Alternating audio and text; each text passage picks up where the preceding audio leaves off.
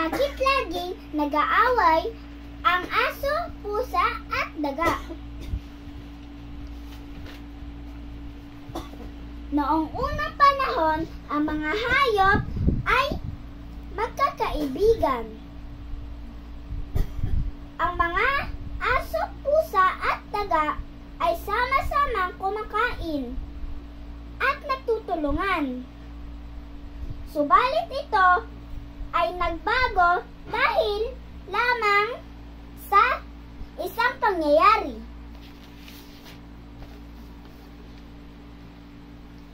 Isang araw, umuwi ang aso na may dala-dalang buto para pagsaluhan nila ng kanyang mga kaibigang pusa at daga. Wala doon sina pusa at daga dahil naghahanap pa rin ang mga ito ng pagkain.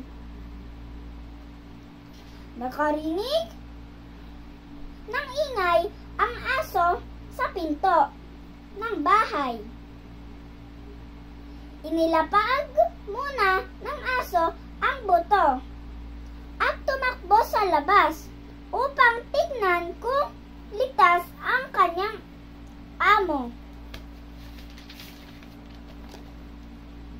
Ang daga ay dumating din na malungkot dahil walang nakitang pagkain. Nakita niya ang buto. Kinuha at dinala sa bubong ng bahay.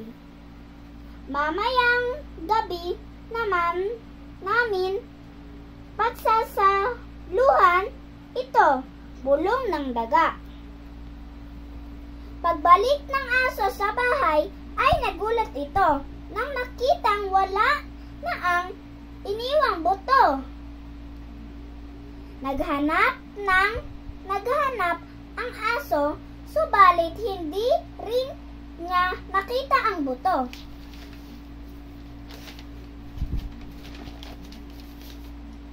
Dumating ang pusa na nawala rin dalang pagkain. Tinulungan niya si aso sa paghahanap ng buto. Nakarating sila sa itaas ng bahay hanggang sa kinaroroonan ng daga. Nagulat ang aso at pusa. Akala nila ay sadyang kinuha ng daga ang buto para masulo niya ito. Mabilis na lumapit ang pusa sa daga at pinagalitan ito. Nagpaliwanag ang daga, ngunit hindi rin siya pinakinggan ng pusa. Nag-away silang dalawa, kaya't ang buto ay nalaglag. Nasalo ito ni aso at dali-daling tumakbo hanggang sa likod ng bahay.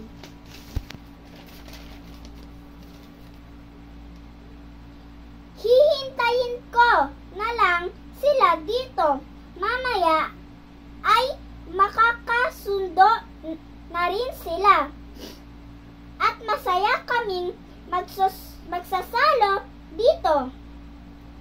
Dahil nainip sa paghihintay ay kinain na ng aso ang ikatlong bahagi ng buto. Galit pa rin ang pusa nang ito ay dumating sa kinaroroonan ng aso.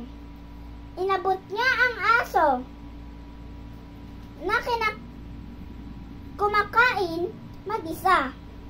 Pinagalitan ng pusa ang aso na naging sanhi ng kanilang away.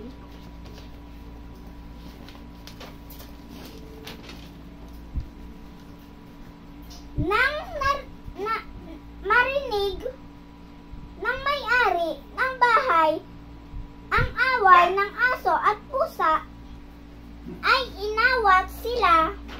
Naghiwalay ang aso at pusa na may galit sa bawat isa.